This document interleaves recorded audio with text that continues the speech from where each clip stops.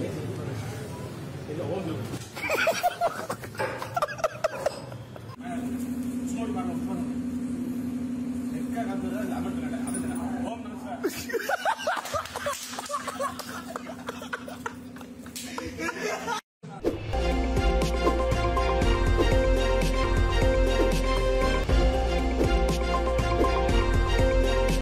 நேயர்களுக்கு வணக்கம். நான் மதன் உலகன். இன்றைய நமது சிறப்பு விருந்தினர் அனைத்து சாதி அர்ச்சகர் சங்க தலைவர் ரங்கநாதன் அவர்கள். நிறைய விஷயங்கள் விவாதிக்க இருக்கிறோம், அவரை வரவேற்கலாம். வணக்கம். வணக்கம். ஸ்ரீவில்லிபுத்தூர் மாரியம்மன் கோவிலில் அங்குள்ள பிராமண அர்ச்சகர்கள் அவங்க வந்து ஒரு பாடல் பாடி ஊரோரம் புளியமரம் பாட்டை பருத்தி வீரனில் இருந்து ஊரோரம் புளியமரம் பாடலை போட்டு ஒரே ஆட்டம் பாட்டம் கும்மாளம் அப்படின்ற மாதிரி இருந்தது போல. அதுலயும் ரொம்ப ஆபாச நடனங்கள் வரும். சும்மா ஆடினாங்கிறத தாண்டி சும்மா ஆடின வீடியோலாம் நிறைய பார்த்துருக்குறோம். நம்ம அப்படி குடுமையை எடுத்து கட்டி போட்டுட்டு அப்படி தூக்கி கட்டிக்கிட்டு மூலத்துக்கு ஆடினதெல்லாம் நம்ம நிறைய பார்த்துருக்குறோம். ஆனா இது ரொம்ப ஆபாசமான ஒரு ஆட்டமா இருந்தது. அங்க ஒரு பெண் வரும்போது அவங்க ஒரு பக்தர் போல தெரியுது. அவங்க முகத்துல திருநீர் அள்ளி மொத்தமா அடிக்கிறாங்க. இவ்வளோ அராஜகமா ஒரு பக்கம் இன்னொரு பக்கம் ஒரு கும்மாளம் என்பது போல குடிச்சிட்டு ஆடி இருப்பாங்களோங்கிற அளவுக்குலாம் அந்த வீடியோவை பார்க்கும்போது தோணுச்சு. இதை பார்த்துட்டு நிறைய பேர் விமர்சனம் பண்ணதையும் பார்த்தோம். என்னுடைய கேள்வி என்னன்னா, அனைத்து சாதி அர்ச்சகர்கள் மூலமாக தமிழ்நாடு அரசு ஸ்டாலின் நியமித்த அந்த அர்ச்சகர்கள் தான், பார்ப்பனர் அல்லாத அர்ச்சகர்கள் தான் இந்த மாதிரி ஆட்டம் போடுறாங்க. பாருங்க, கண்ட சாதிகாரனை கோயில்களை விட்டா அவன் அசிங்கப்படுத்திட்டு இருக்கிறான் என்பது போல பிஜேபி காரர்கள் செய்திகளை பரப்பிக்கிட்டு இருக்கிறாங்க. அதையும் பார்க்கிறோம். உண்மை அதுதானா? உண்மை அது இல்லைங்க. இந்த ஸ்ரீவில்லிபுத்தூர் கோயில் பெரிய மாரியம்மன் திருக்கோயில்ல இந்த நடனம் ஆடிய ஆபாசமாக நடந்து கொண்ட இந்த அர்ச்சகர்கள் பார்ப்பனர்களும் பார்ப்பன அல்லாத அர்ச்சகர்கள் இரண்டு பேருமே அதுல இருக்கிறாங்க. கலந்துதான் இருக்கிறாங்க. அவங்க பேர்கள் தெரியுமா? பேர்கள் 3 பேர் தெரியும். ஒன்னு கோமதி விநாயகம், இன்னொன்னு கணேசன், இன்னொன்னு வினோத். 3 பேரு, மொத்தம் 6 பேரு. 6 பேர்ல கோமதி விநாயகம் நான் பிராமின், மீது எல்லாரும் பிராமின் சொல்றாங்க. 6 பேர்ல ஒருத்தர் அதே மாதிரி கோமதி விநாயகத்தோட படிச்ச மாணவர்கள் எல்லாருமே. கோமதி விநாயகம் பிள்ளை சேர்ந்தவர், மற்றவர் வேற சாதியை சேர்ந்தவங்க. அது பிராமின், மற்ற சாதியில பிரிவுகள் இருக்காங்க. அவங்க எல்லாரும் அதுல இருக்கிறாங்க. அவங்க எங்க படிச்சவங்க? அதாவது கோமதி விநாயகம் படிச்ச இடம் பிள்ளையார்பட்டி இல்லைன்னா பிச்சைகுருக்கள் நடத்துற இந்த மாதிரி ஆகம பாடசாலைகள் இருக்குல்ல, பிராமண பாடசாலைகள் இல்ல ஓதுவார் அந்த மாதிரி பாடசாலைகள படிச்சதா சொல்றாங்க. அதிகாரப்பூர்வமான எந்த தகவலும் எனக்கு தெரியல. ஆனா கோமதி விநாயகம் அவரா கூட படிச்ச மாணவர்கள் அந்த பெரிய மாரியம்மன் திருக்கோயில்கள்ல இந்த மாதிரி பூக்குடை விழா நடத்துவாங்க. அந்த விழாக்கள்ல இந்த மாணவர்கள் உதவியா இருப்பாங்க. 4 பேரும். கோமதி கும்பாபிஷேகம் அல்ல, அந்த கோயில் திருவிழா. நார்மலா கோயில் திருவிழாக்கு வருஷம் இந்த மாணவர்களை வர வச்சு பண்றாங்க உதவியா. அந்த சங்கர் என்ற அர்ச்சகர்களுக்கு உதவியாக இந்த கோமதி விநாயகம் மற்றும் கீழே இருக்கிற 6 அர்ச்சகர்கள் மொத்தமா எல்லாரும் வந்திருக்கிறாங்க. இந்த விழாக்கள்ல வருஷம் நடத்துவாங்க. அதெல்லாம் வந்திருக்கிறாங்க. அப்போ இந்த மாதிரி விஷயங்கள்லாம் நடந்திருக்கு. அடிக்கடி டான்ஸ் ஆயிருக்காங்க. இந்த மாதிரி பர்சனலா அவங்க என்ஜாய் பண்ணிருக்கிறாங்க வரும்போதெல்லாம். அப்போ எப்பவுமே கேஷுவலா நடக்கிறது. கேஷுவலா அவங்க பண்றதெல்லாம் முடிஞ்ச உடனே இந்த மாதிரி ஒரு ப்ரோக்ராம் மாதிரி வச்சு பார்ட்டி வச்சு கொண்டாடிடுவாங்க. ஏன்னா அந்த கோமதி விநாயகர் கிட்ட என்னுடைய நண்பர் ஒருத்தர் பேசியிருக்கிறாரு. அவர்கிட்ட எல்லாமே சொல்லியிருக்காரு. அந்த ஊர்ல தான் இருக்கிறாரு. அவர் பேசும்போது இந்த மாதிரி நாங்க எப்பயும் நார்மலா நம்ம வீடியோ எடுக்க மாட்டாங்க. இந்த மாதிரி வீடியோ எடுத்துட்டாங்க. எல்லாருமே எல்லா அர்ச்சகர்களும் எல்லாரும் அர்ச்சகர்ன்றது இல்லை, பொதுவா எல்லாருமே அவங்கவுங்க ஃப்ரெண்ட்ஸோட இருக்கும்போது என்ஜாய் பண்ணுவாங்க, ஜாலியா இருப்பாங்க. அந்த மாதிரி அவங்க பண்ணிருக்கிறாங்க. அது நடந்திருக்குது. அதுக்கப்புறம் இந்த விஷயத்துல என்னன்னா, இவங்க மது அருந்திட்டு ரொம்ப என்ஜாய் பண்ணி அது கூட இருந்த சரக்கு போட்டுதான் ஊரோரம் புளியமரம் எல்லாம் வச்சு ஆடினாங்க. சரக்கு போட்டு ஆடி இருக்கிறாங்க.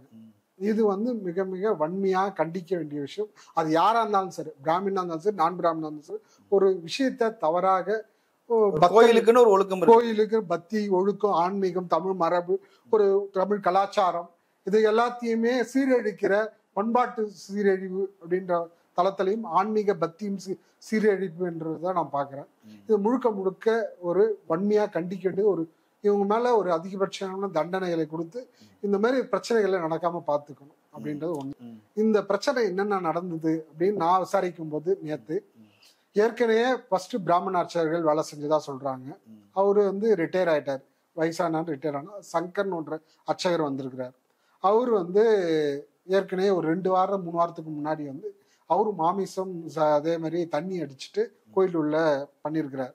அவரை வந்து கோயிலுக்குள்ள வச்சு சாப்பிட்டிருக்காரு. சாப்பிட்ட உடனே அவர் பிராமணர் தான். சங்கர் அர்ச்சகர் வந்து அதாவது நான்வெஜ் சாப்பிட்டுட்டு சரக்கு அடிச்சுட்டு இந்த மாதிரி இருந்தாரு. அதிகாரிகள் இந்து சமய அறநிலையத்துறை செயல் அலுவலர்களுக்கு தெரிஞ்ச உடனே அவங்க கூப்பிட்டு உடனே சஸ்பெண்ட் பண்ணிட்டாங்க.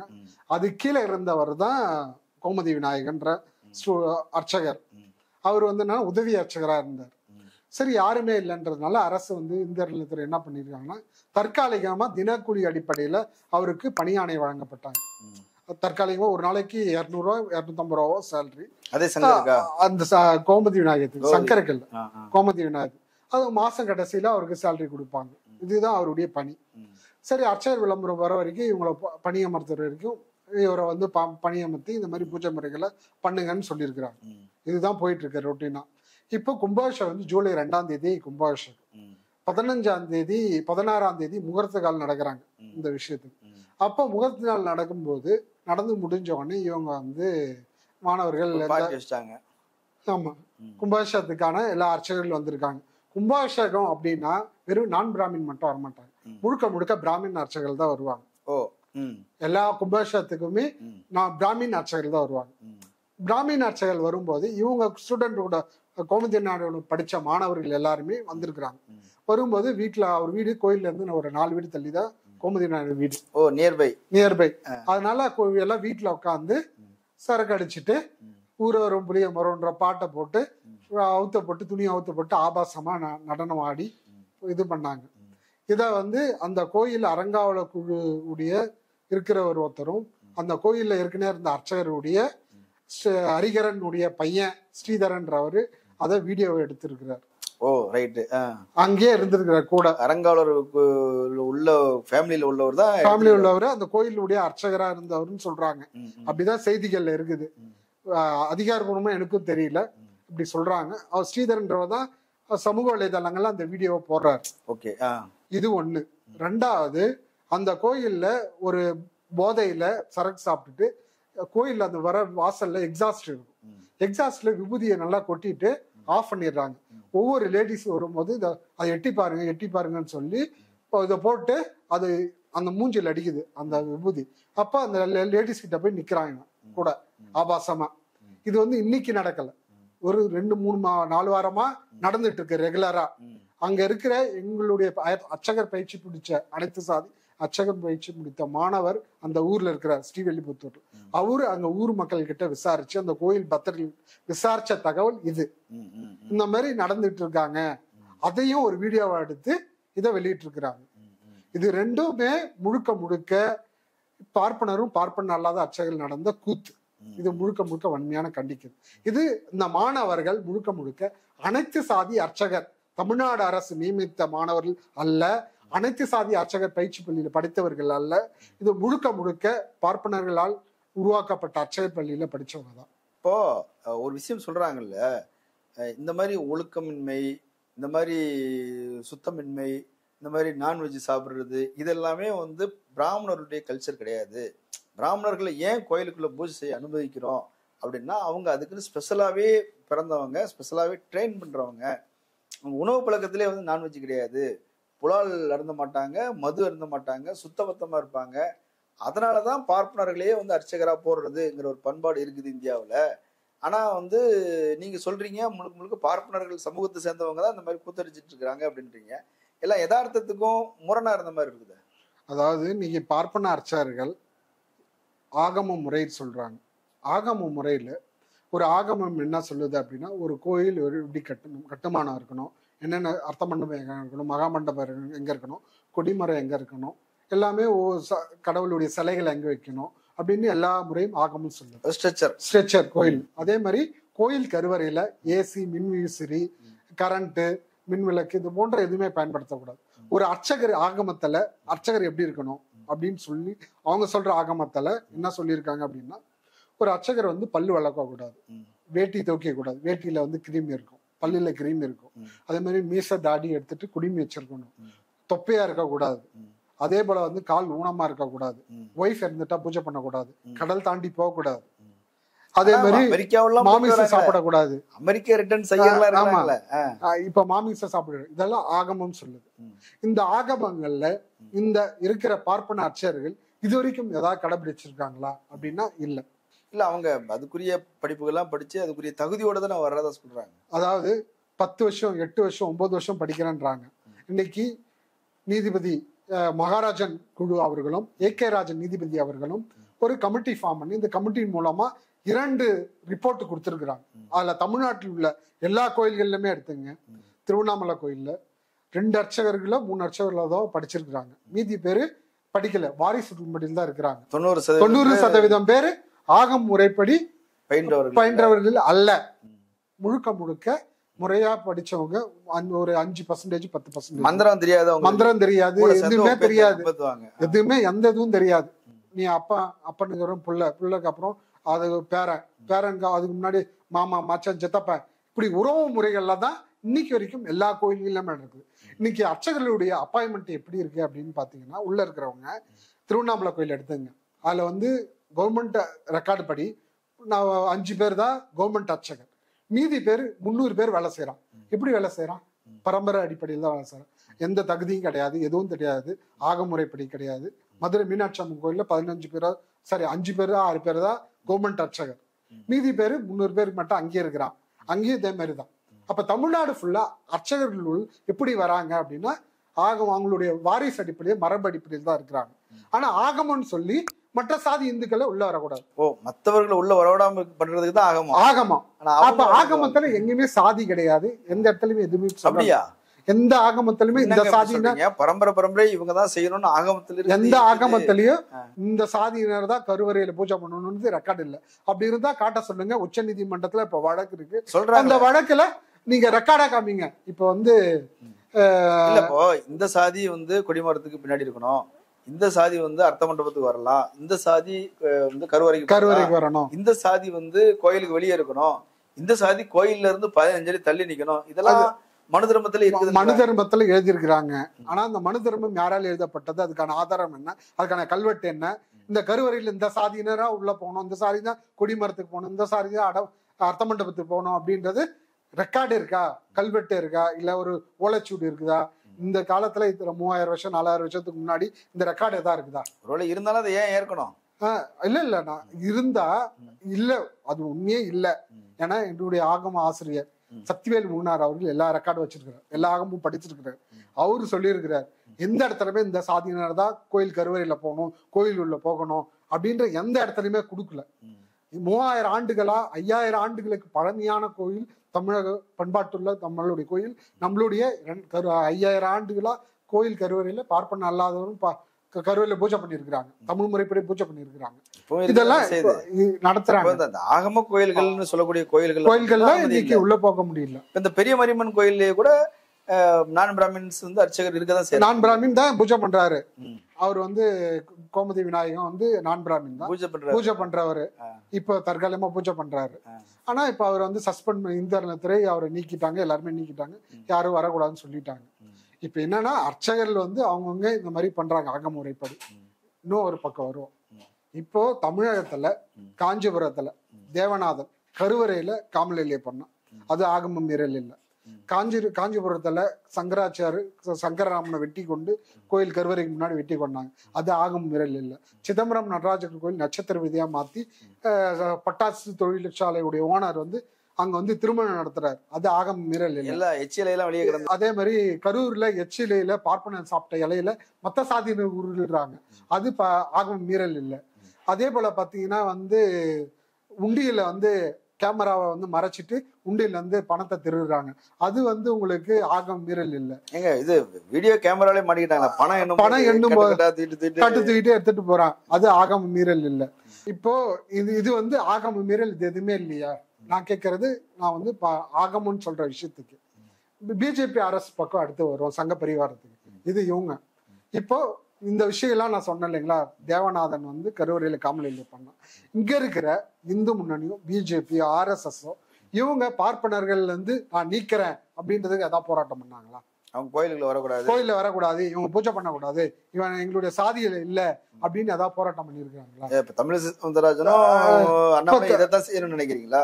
அதாவது தமிழிசை சவுந்தரராஜன் நான் சொல்லணும்னு நினைக்கிறேன். தமிழிசை சவுந்தரராஜன் சிதம்பரம் நடராஜர் கோயிலுக்கு போறாங்க, சிற்றம்பலம் மேடையில ஏறுறாங்க, ஏறி உட்காடுறாங்க. உட்காராந்து அங்க இருக்கிற தீட்சிதர்கள், அம்மா நீங்க இங்க உட்காரக்கூடாது, நீங்க எழுந்து நில்லுங்க, கீழே போங்க, இது வந்து தீட்சிதர்கள் மட்டும்தான் இங்க அப்படின்னு சொல்றாங்க. அவங்க 2 மாநிலத்துக்கு ஆளுநர். அப்போ அவங்க தலைவரா இருந்தவர், 2 மாநிலத்துக்கு ஆளுநர், தமிழ்நாடு பாஜகவுடைய மாநில தலைவர், அது இல்லாம இந்துக்கள், அதுல வந்து பார்ப்பனர் அல்லாத மற்ற சாதியினர், யாதவ வன்னியர் கொண்டார் செட்டியார் முதல்ல தாத்தப்பட்ட மற்ற சாதியை சேர்ந்தவங்க. ஆனா இவங்களை ஒரு பிஜேபியில ஒரு இந்து பிஜேபியில முக்கிய தலைவரா இருக்கிறவங்களுக்கு இவ்வளவு பெரிய அவமானம் நடந்திருக்கு.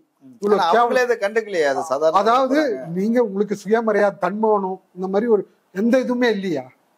உங்களை இவ்வளவு இழிவுபடுத்திருக்கிறான். நீங்க ஒரு டாக்டர் முடிச்சிருக்கீங்க, ஒரு பெரியார் வந்து பெரியார் அண்ணா நிறைய தலைவர்கள் போராடி எல்லா பெண்களும் கருவறையில போய் பூஜை பண்ணணும், சமமா இருக்கணும், சமமா வழிபடணும், எல்லாரும் படிக்கணும், எல்லாரும் ஒரே சமமா இருக்கணும்னு சொல்லி போராடினவங்க. ஆனா இன்னைக்கு ஒரு ஏற்றத்தாழ்வு ஒரு கோயில்ல கருவறைக்கு முன்னாடியே இருக்குது. நான் கருவறைக்குள்ள கூட சொல்லல, கருவறையில சாதாரண கோயில்கள்ல இப்படி நடக்குது. அப்ப இங்க வந்து நீங்க வந்து ஏன் பேச முடியல, ஏன் பேசல? நீ இந்துக்கள் தானே, இதுக்கு வந்து இந்து முன்னணியோ இல்ல இவரு முருகனோ அண்ணாமலையோ இங்க இருக்க மோடியோ அமித்ஷாவோ மத்தவங்க ஏன் இதை வந்து எதிர்ப்பு தெரிவிக்கல? தேசிய பிரச்சனை இன்னைக்கு வந்து இந்த பிரச்சனைய தேசிய பிரச்சனையா ஆக்குறீங்க. ஆனா இந்த பிரச்சனைக்கு ஏன் தேசிய பிரச்சனை நீங்க கொண்டு போல?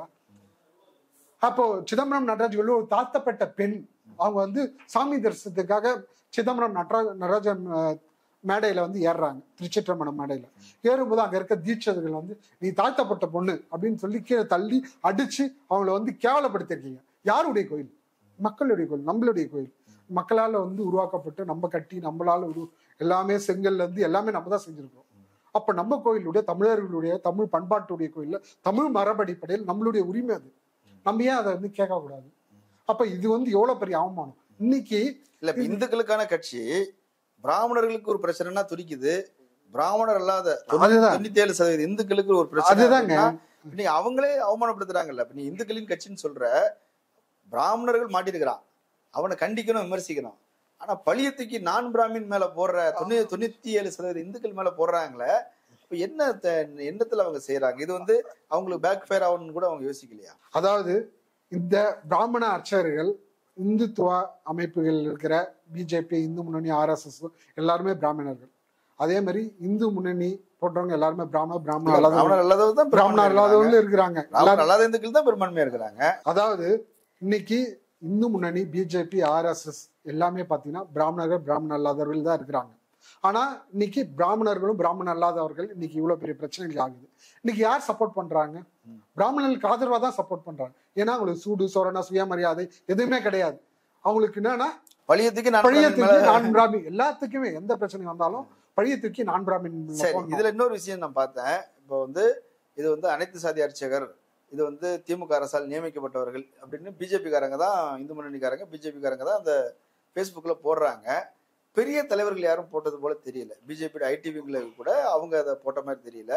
ஆனா மற்ற கீழ்நிலை ஆட்கள் போடுறாங்க, அண்ணாமலையோ அல்லது வந்து எல் முருகனோ அல்லது வந்து தமிழிசை சவுந்தரராஜனோ அண்ணா இவரு நயினார் நாகேந்திரனோ இவங்கெல்லாம் யாரும் அப்படி போடலையே. இப்ப ஏன்னா அந்த மாதிரி போட்டா மாட்டிக்குவாங்க.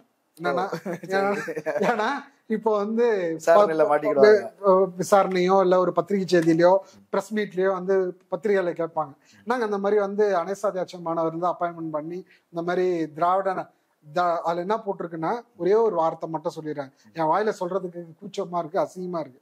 திராவிடியா அந்த யார் கஸ்தூரி அதுதான் வந்து அந்த விஷயத்தை ஆரம்பிச்சு, திராவிடிய அர்ச்சகர்கள், திராவிடியா நான் பிராமின் அர்ச்சகர்களை அப்பாயின்மெண்ட் பண்ணி இந்த மாதிரி பள்ளியெல்லாம் நடத்திருக்கிறாங்க. எப்பொழுது இதெல்லாம் வந்து எவ்வளவு கேவலமா நடத்துறாங்க. ஏன்டா உங்களுக்காக சூடு சொரண ஒரு சுயமரியாதை கூட இல்லையா? இங்க இருக்கிற அண்ணாமலையோ இல்ல நயினார் நாகேந்திரனோ இல்ல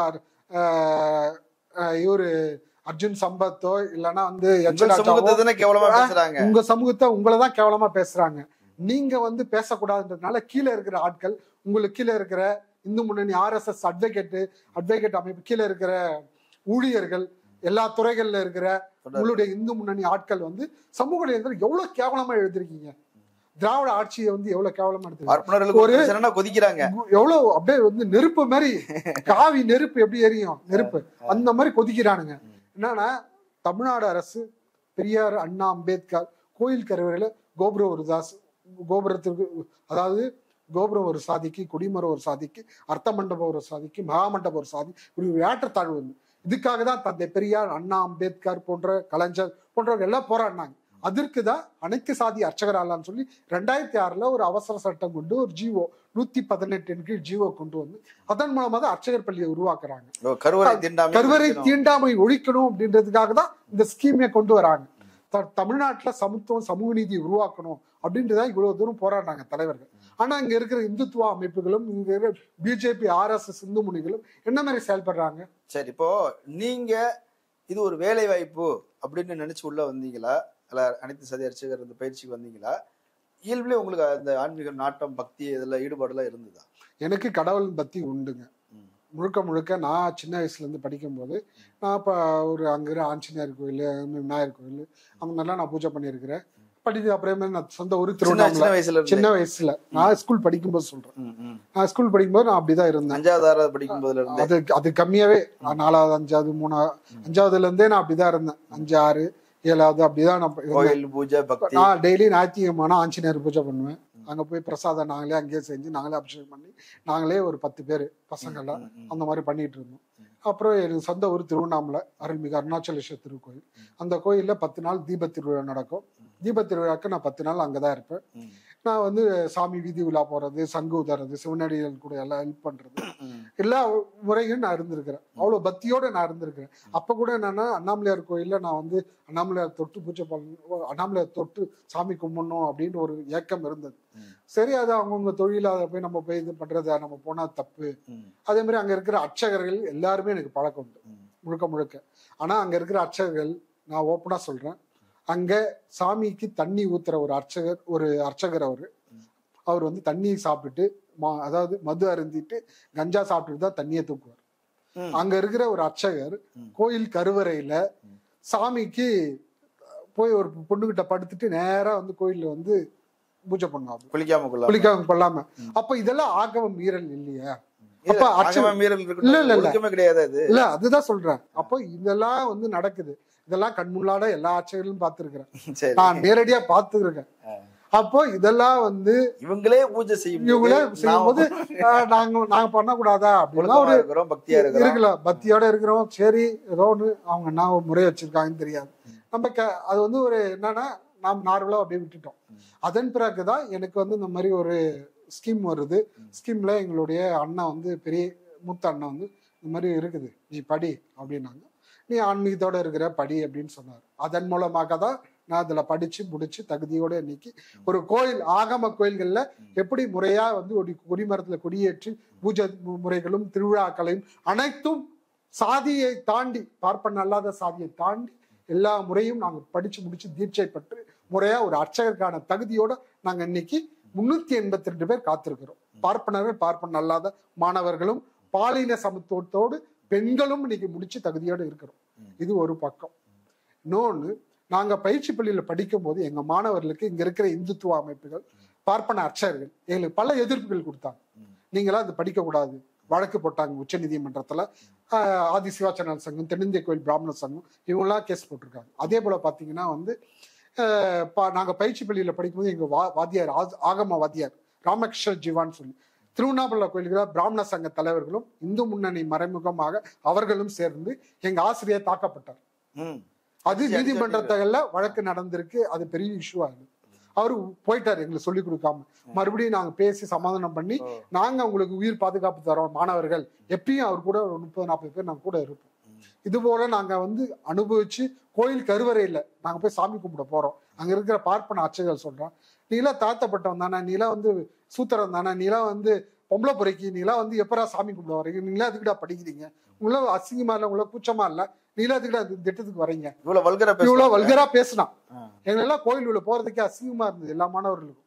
அப்பதான் முத்தமிழ் கலைஞர் வந்து சொன்னாரு, நாங்க வந்து அங்க இருக்கிற எங்களுடைய அதிகாரி DC வாசுநாதன் அவர்களுக்கும், ஜெயராமன்ற அதிகாரி அவர்களுக்கும், அதே மாதிரி எங்களுக்கு பிச்சாண்டி ஆணையர் அவர்களுக்கும் இந்த தகவலை கொண்டு சென்றோம். அவர் வந்து உடனே முதலமைச்சர் கருணாநிதி முதலமைச்சர்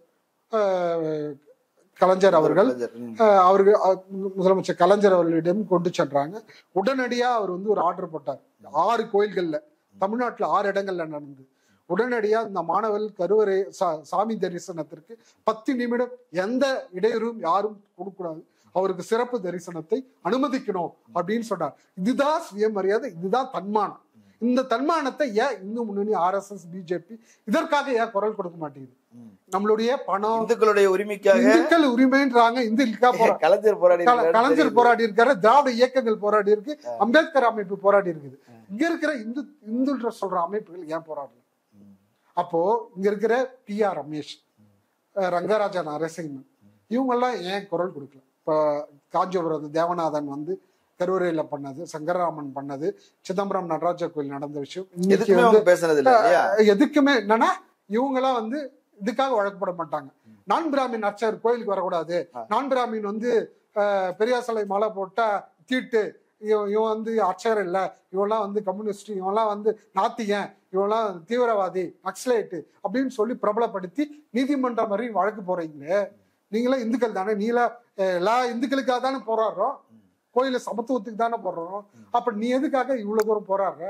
அப்போ ஒரு மத கலவரத்தையும் சாதியும் காவி சிந்தனையை ஊட்டும் மதியெல்லாம் நீங்க எல்லாரும் செயல்படுறீங்க. ஒரே ஒரு விஷயம் என்னன்னா, தற்போது ஒரு வாரத்துக்கு முன்னாடி முருகன் மாநாடுன்னு சொல்லி மதுரையில இந்து முன்னணி நடத்திருக்கிறாங்க. அதே மாதிரி அதில் பிஜேபி, RSS, விஸ்வ இந்து பரிஷத், இந்து மக்கள் கட்சி போன்ற எல்லா இந்துத்துவ அமைப்புகளும் சேர்ந்து மிகப்பெரிய ஒரு மாநாடுன்னு சொல்றாங்க. அது மாநாடு அல்ல, அது கலவரம், அது சனாதன மாநாடு, அது வந்து ஒரு கேவலமான ஒரு மாநாடு. ஏன் அப்படின்னா அந்த மாநாட்டிற்கு நான் வழக்கு போட்டிருக்கிறேன். நான் வந்து இந்த மாநாட்டுல அறுபடை வீடு முருகன் திருக்கோயில்கள்ல மாதிரி மாதிரி ஒரு பிரதிஷ்டை செய்து அந்த சிலைகளை வச்சிருக்கிறாங்க. அந்த சிலைகளை வைக்க கூடாது. ஒரு ஆகம கோயில் அப்படின்னா அறுபடை வீடு கோயில்கள்ல அந்த கோயில், திருச்செந்தூர் கோயில் எடுத்துங்க, திருச்செந்தூர் கோயில் மாரி இங்க அங்க வைக்கணும் அப்படின்னா திருச்செந்தூர் கோயிலுடைய அறங்காவலருடைய அனுமதி வேணும், மாநகராட்சியுடைய அனுமதி வேணும், காவல்துறையுடைய அனுமதி வேணும். இது எல்லாமே சேர்ந்தாதான் அங்க வைக்க முடியும். இது வந்து ஆகம மீறல். ஒரு கோயில் அங்க வைக்கணும் அப்படின்னா பாலாயம் பண்ணி, கும்பாபிஷேகம் பண்ணி, முறையாக பூஜை பண்ணணும். அப்படிலாம் எதுவுமே கிடையாது. முறையா வந்தாங்க, வச்சாங்க, எடுத்தாங்க, மறுபடியும் என்ன பண்ணாங்க, மறுபடியும் எடுத்துன்னு போய் மேடையில வச்சு இது பண்றாங்க. இது ஒரு ஆகம் மீறல், அரசியலுக்காக தான் அதை பயன்படுத்துறாங்க. இதை எதிர்த்து நான் மதுரை உயர்நீதிமன்றத்துல வழக்கு தாக்கல் செய்யறேன். அப்ப நீதிமன்றம் என்ன சொல்லிச்சுங்க, அதெல்லாம் கிடையாது, எல்லாரும் எங்கன்னு ஒரு நகை கடையில, ஒரு துணி கடையில எப்படி வச்சிருக்காங்களோ அந்த மாதிரிதான், அது வந்து கிடையாதுன்னு சொல்லி நம்ம வாதத்தை ரிஜெக்ட் பண்றாங்க. இன்னொரு வாதம் வச்சோம், என்னன்னா இது வந்து முழுக்க அரசியல் மாநாடு, இதை வந்து நடத்தக்கூடாது, ஆன்மீக மாநாடு கிடையாது அப்படின்னு சொல்லி நாங்க வந்து வாதம் வச்சோம். வழக்கறிஞர் வாஞ்சிநாதன், லஜபதி ராய் 2 பேர் வாதம் வச்சாங்க. அப்ப இதை வந்து உடனடியா வந்து நீதிபதி புகழேந்தி இந்த இது வந்து அரசியல் மாநாடா நடத்தினா காவல்துறைக்கு உடனே இந்த மாநாட்டை நிறுத்தலாம்னு சொல்லி ஆர்டர் போட்டிருக்காங்க. இது வந்து அதுக்கப்புறம் மாநாடு நடக்குது. மாநாட்டுல 6 தீர்மானங்கள் போட்டிருக்கிறாங்க. தீர்மானங்கள்ல திருப்பரங்குன்றம் மலையை திருவண்ணாமலை கோயில் எப்படி கார்த்திகை தீபத்துல தீபம் ஏத்துறாங்களோ அதே போல சிக்கந்தருடைய தர்கா இருக்குது. அதே போல பக்கத்துல வந்து திருப்பரங்குன்றம் மலை கீழே இருக்குது முருகன். 2த்துக்கும் அந்த சிக்கந்தர் மலை அந்த மசூதி இருக்கு பாருங்க, அது பக்கத்துலதான் நான் தீபேத்துவேன் அப்படின்னு தீர்மானம் சொல்றாரு. அது ஒண்ணு. 2வது, கோயில்கள்ல இந்து சமய அறநிலையத்துறையே இருக்கக்கூடாதுன்னு சொல்லி ஒரு தீர்மானம் போடுறாங்க. 3வது, வாக்குக்கு இந்துக்களாகினா இந்துக்களுக்கு மட்டும்தான் வாக்களிக்க வேண்டும் அப்படின்னு ஒரு தீர்மானம் பண்றாங்க. இது ஒண்ணு. 2வது, இவரு பவன் கல்யாண் வெளி மாநிலத்துல வந்திருக்காரு. அவர் தமிழரும் கிடையாது, ஒண்ணும் கிடையாது, முருகர் பக்தரும் கிடையாது. அவர் வந்து சனாதனத்தை எதிர்த்த நம்மளுடைய துணை முதலமைச்சர் உதயநிதி ஸ்டாலின் வந்து கூட்டத்துல பேசுறாரு. சனாதனம் வந்து ஒரு மக்களை ஏற்றத்தாழ்வை பார்க்குது, ஒரு சமத்துவை பார்க்கல, ஒரு கொசு டெங்கு போல சனாதனம், இதை நாம் ஒழிக்க வேண்டும் சொல்லி துணை முதல்வர் பேசுறாரு. இதற்கு பவன் கல்யாண் சொல்றாரு, எதிர்ப்பு தெரிவிச்சார். நீ தமிழ்நாட்டுக்குள்ள வந்து நீ வந்து ஆந்திராக்குள்ள வந்துரு, உதயநிதியை வந்து மிரட்டுறார், நீ ஆந்திராக்குள்ள வந்துரு, நீ எப்படி என்னான்னு பண்ற பாருன்னு சொல்லி மிரட்டுறார். அவரு தமிழ்நாட்டுக்கு வந்திருக்கிறார். தமிழ்நாட்டுக்குள்ள இந்து முன்னணி மாநாட்டுல ஒரு கலவர மாநாட்டுல வந்து பேசுறாரு. அதுல வந்து முஸ்லிம்களையும் கிறிஸ்தவர்களையும் சேர்த்து பிரிவினையை பேசுற அளவு பேசுறாரு. அண்ணாமலையும் அதே மாதிரி ஓட்டு அரசியலும் திருமாவளவனை வந்து அரசியல் என்ன பண்ணாரு அப்படின்ற விஷயங்களை பேசுறாரு. நயனா நாகேந்திரன் அப்படிதான் பேசியிருக்கிறார். காடேஸ்வரனும் அப்படிதான் பேசியிருக்கிறார். அப்போ முழுக்க முழுக்க இந்த மாநாடு மத கலவரம், மத பிரிவினையும் இது எல்லாத்தையும் தூண்டும் விதத்தில் தான் இவங்க பண்ணியிருக்கிறாங்க. இதை நான் வழக்கு போட்டதுக்கு காரணமாக இன்னைக்கு இந்த ஸ்ரீவில்லிபுத்தூர் கோயில் விஷயம் நடந்தது இல்லையா, இதை வந்து அவங்க எதிர்க்கணும். இதை வந்து இந்த மாணவர்கள் தான் வழக்கு போட்டாங்க, இதை இவங்க பண்ண மாதிரி காட்டி சமூக வலைதளங்கள்ல கேவலமான ஒரு பிரச்சாரத்தை இந்து முன்னணி, பிஜேபி, RSS வழக்கறிஞர்கள் குழுல, இந்த மாதிரி இந்து முன்னணி குழுல அப்படி பகிர்ந்துருக்கிறாங்க. அப்ப முழுக்க முழுக்க இங்க இருக்கிற இந்துக்கள் சொல்ற இவங்க மத கலவரத்தின் தமிழ்நாட்டில் அனைத்து சாதி அர்ச்சகர்கள் கோயில் கருவறையில் வரக்கூடாது, கோயில் சொத்துக்களை கொள்ளையடிக்கணும், இந்த துறை இருக்கக்கூடாது, இவங்க வந்து அட்டுழியம் பண்றாங்க அப்படின்றலாம் கொண்டு போறாங்க. முழுக்க முழுக்க வன்மையா கண்டிக்க வேண்டியது. இவங்க இந்துக்களுக்கான அமைப்பே கிடையாது. முழுக்க முழுக்க ஒரு சாதி கலவரத்தையும் மதத்தையும் வெடித்து இங்க வந்து கோயில்ல நம்ம அனைத்து மதனரும் எல்லாருமே சமமா இன்னைக்கு இருக்கிறோம். தமிழ்நாட்டுல இந்த சமத்துவத்தை இருக்கக்கூடாதுன்னு நினைக்கிறவங்க தான் இந்து முன்னணி, பிஜேபி, RSS, விஸ்வ இந்து பரிஷத், இந்து மக்கள் கட்சி. இவங்க எந்த இந்துக்களுக்காக அமைப்பு வச்சிருக்காங்கன்றது மக்கள் தான் கேள்வி கேட்கணும். ஓகே, நிறைய உணர்ச்சி பூர்வம் நிறைய தகவல்களை சொல்லியிருக்கிறீங்க. நடந்த சம்பவங்களையும் விவரித்து சொல்லியிருக்கிறீங்க. மக்கள் அதை பரிசீலிக்கட்டும். கலந்து கொண்ட கருத்துக்களை பகிர்ந்தமைக்கு நன்றி. நன்றி. நேரிலே மற்றொரு விருந்தினோடு மீண்டும் சந்திக்கலாம். நன்றி. அரண்சை நண்பர்களுக்கு வணக்கம். அரண்சை ஊடகம் சுயேட்சையாக இயங்குவதற்காகவே உருவாக்கப்பட்டது. நாம் செய்கிற வேலை உண்மையிலேயே மக்களுக்காக செய்கிறோம் என்பதை நீங்கள் நம்பினால், வாய்ப்பு இருந்தால் இந்த ரேசர் பே QR கோடுக்குள்ளே நீங்கள் வந்து அதை ஸ்கேன் பண்ணி எங்களுக்கு உங்களால் இயன்றதை, விருப்பம் இருந்தால் ஆதரவு தெரிவிக்கலாம்.